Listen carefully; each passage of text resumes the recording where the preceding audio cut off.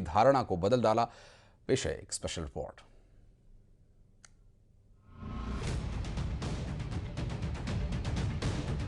कभी ब्रिक्स की सबसे कमजोर कड़ी माने जाने वाला भारत आज इस समूह का सबसे तेज चमकता सितारा बन चुका है। प्रधानमंत्री नरेंद्र मोदी के नेतृत्व में भारत ने न सिर्फ अपनी छवि को बदला बल्कि ब्रिक्स की दिशा में और एजेंडे भी तय किए। साल 2013 में भारत की स्थिति ब्रिक्स में बेहद कमजोर मानी जाती थी।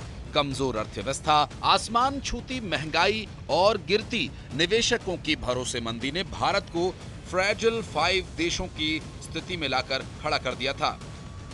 यहां तक कि भारत की जगह इंडोनेशिया को ब्रिक्स में शामिल करने की चर्चा तक हुई थी। जीडीपी सिर्फ 5.5% पर थी, जबकि चीन, ब्राजील और रूस कहीं आगे थे। महंगाई दर 9.3% तक पहुंच गई थी। औद्योगिक विकास सिर्फ 2% पर रुका था। फिर आया नेतृत्व में बदलाव। 2014 के बाद से प्रधानमंत्री नरेंद्र मोदी ने हर ब्रिक्स सम्मेलन में हिस्सा लिया। उनकी सक्रिय भागीदारी ने भारत को एक निष्क्रिय सदस्य से एक नीतिगत अगुवा में बदल दिया। आज 2025 में भारत ब्रिक्स देशों में सबसे तेजी से बढ़ती अर्थव्यवस्था बन चुका है। जीडीपी ग्रोथ 6.5% के साथ टॉप पर।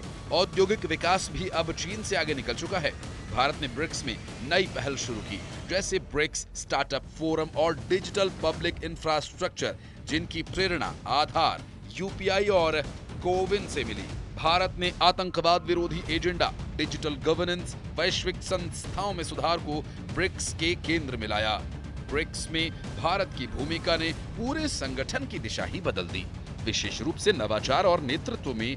चाहे बहुपक्षीय संस्थाओं में सुधार की बात हो या ग्लोबल साउथ की आवाज बनने की, भारत अब सिर्फ सहभागी नहीं बल्कि नीति निर्धारक की भूमिका में है। Bureau report, news 18।